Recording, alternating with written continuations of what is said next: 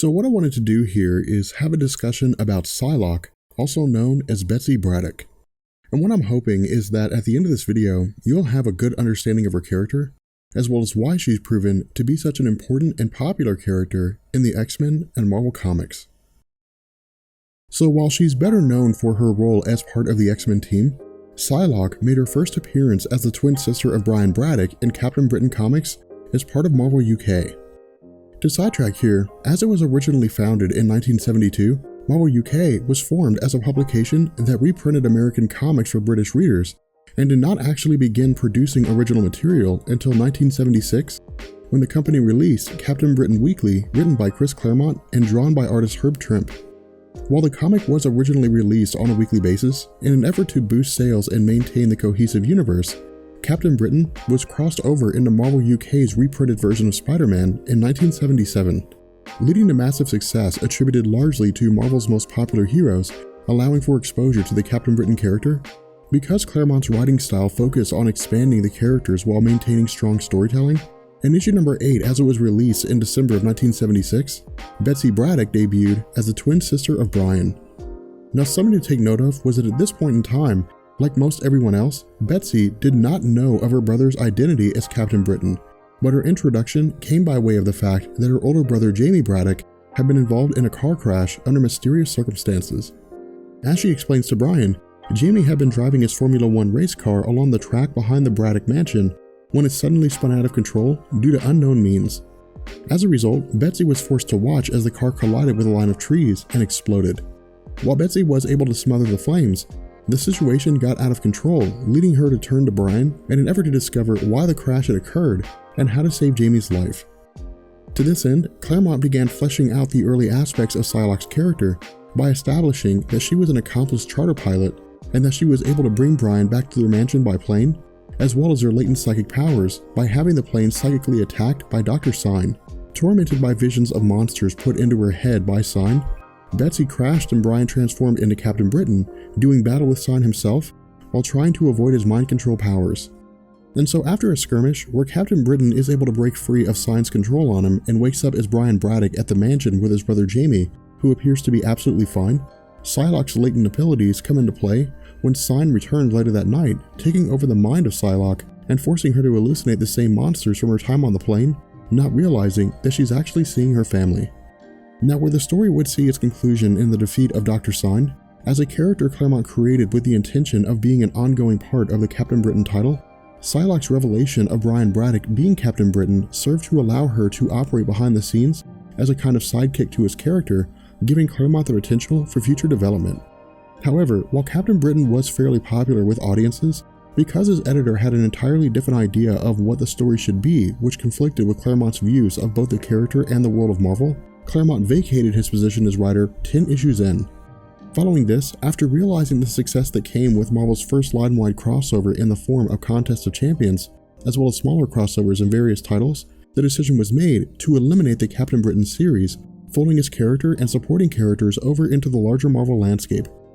where Captain Britain himself experienced a revolving door in the sense that he was thrown into the anthology series Marvel Superheroes and Daredevils under the control of Alan Moore and Alan Davis with stories like The Crooked World and Mad Jim Jaspers. In terms of Psylocke, her first major changes began to occur in the form of abandoning her career as a charter pilot, becoming a model, and dyeing her hair purple. Furthermore, because Claremont's time as writer was so short, the explanation of Psylocke's psychic abilities was left ambiguous, leaving future writers to flesh these concepts out. As a result, within the stories of Captain Britain, while Brian was away at college, Psylocke's psychic talents were noticed by the side division of Strike, Britain's version of S.H.I.E.L.D., and existed as the Special Tactical Reserve for international key emergencies, focusing on crimes and missions that went above and beyond the capabilities of local law enforcement and the MI5. Working alongside some of Marvel's most powerful telepaths and employed for the purpose of helping with the missions in a way that Strike's normal members couldn't, Psylocke's recruitment came by way of a man named Agent Matthew, who was in charge of seeking out telepaths for the organization. Taking place in the Daredevils line of comics written by Alan Moore and art from Alan Davis, during her time on the team, Psylocke began a love affair with fellow Psychic and Strike member Tom Lennox, who possessed both telepathic and telekinetic abilities. Using this as a means to expand her powers, Moore and Davis depicted the conversations between Lennox and Psylocke taking place telepathically allowing for a fast tracking of her capabilities without the need for a full-on explanation of what she was able to do. Now, because these stories took place within the pages of Daredevils, with the series being cancelled and all the characters and events transitioned in the mighty world of Marvel alongside more popular heroes, Alan Moore and Alan Davis's story of Mad Jim Jaspers was literally stretched across 3 different titles, but continued to see a rise in popularity for the Captain Britain character as he faced off against one of Marvel's most powerful villains. However, because Betsy existed as a supporting character whose popularity was beginning to rival that of her brother owing to her telepathic powers and the idea that she herself was capable of far more than what she seemed, as the creator of Betsy and the current writer for New Mutants, Chris Claremont began the process of rolling her over into the X-Men universe, beginning with New Mutants Annual No. 2 in 1986. Coming out of a 2-part story in Captain Britain Volume 2, Issues 12 and 13, which saw Betsy's eyes gouged out during a battle with the villain Slaymaster, after taking to Switzerland to recuperate and foregoing the use of bionic eyes, using her telepathic abilities to allow herself to see, her recovery is short-lived when she's kidnapped by Mojo, the ruler of the extra-dimensional Mojoverse, which serves to provide its inhabitants entertainment by way of gladiator-like television programs. Brainwashing Betsy and giving her cybernetic eyes as well as a future codename Psylocke, Mojo uses her along with other brainwashed mutants for a television show called Wild Ways,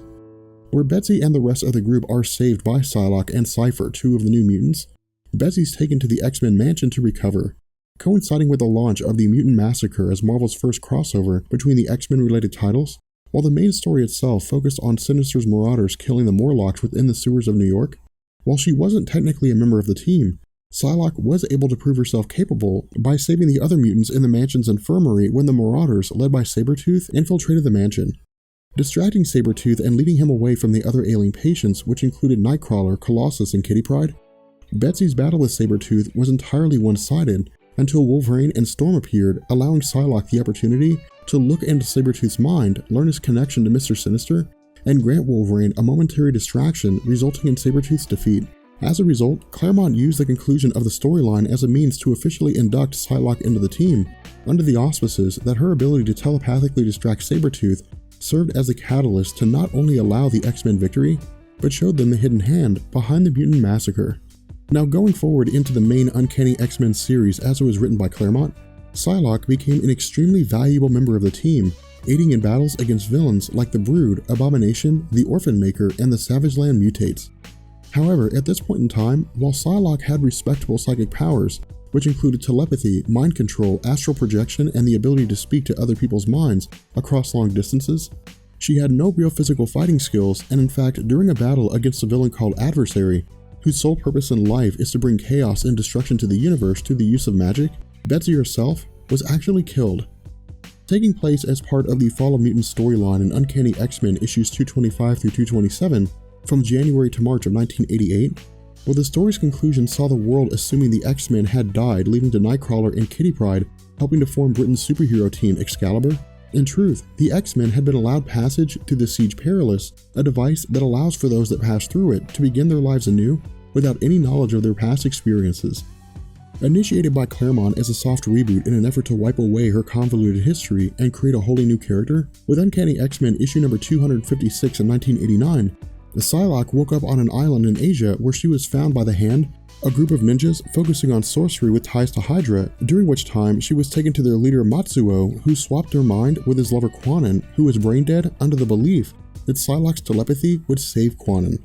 leading into the revelation that Betsy had been split into 2 beings, both of whom had been mentally fused in such a way that they both share the same memories but each retain half of Psylocke's psychic powers. Because she maintained amnesia following her trip through the Siege Perilous, the new Psylocke became an assassin of the Hand, operating under the mantle of Lady Mandarin. At the same time, the body swap of Psylocke allowed Claremont to introduce a whole new set of abilities, including martial arts and the ability to use her telepathy to create psychic weapons, most notably her trademark psychic dagger, which was described as the focused totality of her telepathic powers. However, because the transition needed to end with Psylocke returning to the X-Men team or else being killed off due to fan demand and a general sense of continuity, in Uncanny X-Men issues 270 through 272, Psylocke was pit in a battle against Wolverine, during which time her telepathic dagger penetrated Logan's body, granting Psylocke the revelation that she was not an assassin after all, but an X-Man, after which she rejected the role of Lady Mandarin. Following this, and with Chris Claremont leaving the X-Men series in 1991 due to disagreements with artist Jim Lee and editor Bob Harris, the scriptwriting duties changed hands several times, with John Byrne taking over for issues 281 through 286, and Scott Lobdell taking over after that. At the same time, while the launch of X-Men Volume 2 saw the team split into two groups, with Gold Team functioning in Uncanny X-Men, and the Blue Team serving as part of X-Men Volume 2, Psylocke became part of the Blue Team, where she attempted to form a romantic relationship with Cyclops, something that earned her the ire of the other members of the team. To this end, because the body-swapping storyline had been left unresolved prior to Claremont's departure, in an effort to wrap up loose ends, Scott Lobdell instituted a full-scale battle between Psylocke and Jean Grey, leading to the return of Psylocke's other half, who was inducted onto the team. Keeping the unofficial Psylocke around long enough to contract the legacy virus, which existed as a plague killing virtually every mutant that contracted it, the unofficial Psylocke was killed off, leaving Betsy as the one true Psylocke, losing the memories of Quanon, restoring the full might of her powers, and eliminating the confusing concept of two characters. As a result, Psylocke's romantic interest in Cyclops was dropped, and instead replaced with a romantic relationship with Warren Worthington. Now, where this time period saw Marvel vacating all of the existing X-Men titles for 6 months during the Age of Apocalypse storyline, following the event's conclusion and the return of the Marvel Universe's continuity, over the next several years leading into 2005, Psylocke's time on the team saw her going against Shadow King during the Crimson Dawn story arc, swapping powers with Jean Grey during Revolution, as well as dying and being resurrected during Claremont's time on Extreme X-Men, which existed as Marvel's attempt to update the team for modern readers. That said, if you recall my various discussions on Joe Quesada's time as editor-in-chief, we had talked about how his view of Marvel was that the stories contained within had begun moving away from previous lighthearted entries in favor of darker stories, some of which alienated readers who weren't looking for down and gritty events. Instituting massive retcons and complete upheavals, during Marvel's House of M series in 2005, which saw Scarlet Witch warping reality and providing all of Earth's heroes with the lives they wanted, because of her intense telepathic powers, Psylocke, alongside Rachel Summers, the daughter of Jean and Cyclops from the Days of Future Past, were pulled into the White Hot Room of the Phoenix, where they remained immune to the effects of Scarlet Witch's influence.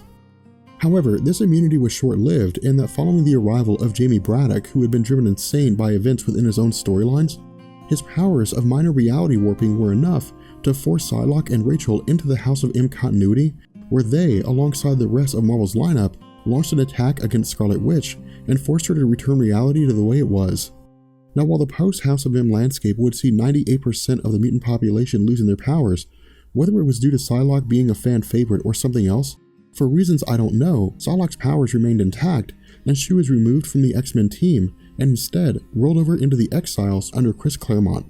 existing as a team similar to the all-new, all-different Ultimates in that the Exiles functioned to correct anomalies in the multiverse. While the group did consist of various characters from other realities, Psylocke's introduction actually came at the tail end of the title's lifespan, in that it was cancelled with issue number 100 in 2008. Jumping to the launch of Uncanny X-Force in 2010 as a Black Ops team founded by Wolverine and operating without anyone's knowledge, writer Rick Remender brought Psylocke on board to fight alongside Wolverine, as well as Deadpool and Phantom X, an artificial being created as a 13th iteration of the Weapons Plus program. Where Remender's run received universal acclaim owing to the fare of storytelling, including the death of the Reborn Apocalypse and the Dark Angel storyline, which focus on the aftermath and Warren Worthington playing a role as Apocalypse, the popularity of Uncanny X-Force led into Psylocke's first solo miniseries in 2010, written by Christopher Yost. Centering on Psylocke traveling to Japan in order to bury her former body, the story saw her seeking out Matsuo Suyuraba, the man who had swapped her original body with Quanon's in the first place. As she proceeds with her mission to find and kill Matsuo, however, she discovers that she has been set up and that Matsuo had baited her into pursuing him in the hopes that she would kill him and end the torture he endures from her fellow X-Men member Wolverine, who blames Matsuo for poisoning a woman that he loved named Moriko. Leading into a battle between Psylocke and Wolverine due to her moral objection to this torture, at its conclusion, the story saw Wolverine acquiescing, allowing Psylocke to kill Matsuo and end his suffering. Now, following the conclusion of this miniseries, between 2013 and 2015 as part of Marvel Now and All New Marvel Now, leading into Secret Wars, Psylocke largely remained a background character with the exception of her role in X-Men Volume 4 under writer Brian Wood and X-Force Volume 4 under writer Simon Spurrier, where she was paired with Storm, Rogue, Rachel Grey, Jubilee, and Kitty Pryde in X-Men, and Cable, Phantom X, Marrow, Dr. Nemesis, and Eva in X-Force. While these stories were well received due to their writing and storytelling, because the events of Secret Wars was on the horizon with Hickman's run of Avengers and New Avengers, both X-Men and X-Force were cancelled in April and June of 2015, going into Secret Wars proper. Now, in terms of the all-new, all-different Marvel landscape, while Uncanny X-Men was relaunched as a continuation of Volume 4, in truth, the new series actually came out of writer Cullen Bunn's Magneto solo series. Focusing on Eric bringing together Psylocke, Archangel, Monet St. Croix, Mystique, Phantom X, and Sabretooth in an effort to bring about Xavier's dream, the team was designed to have questionable moral codes, imposing their will on mutants whether they wanted it or not. To this end, while we're only 7 issues in, the existing issues largely focus on the continuation of X-Men Volume 4's Dark Angel saga combined with Apocalypse Wars, emphasizing the idea of Warren Worthington taking on an Apocalypse form and his inner struggle with both the dark and light personas. Again, while the idea is still being fleshed out, we still don't have a solid understanding of what direction the full expanse of the story will take. But at the moment, Psylocke appears to largely maintain her role as a hero, with occasional dips into moral ambiguity and an occasional love for killing. With that being said, we're going to bring this video to an end, and let me know how you guys felt about Psylocke in the X-Men Apocalypse movie. And I will catch you guys later. Peace.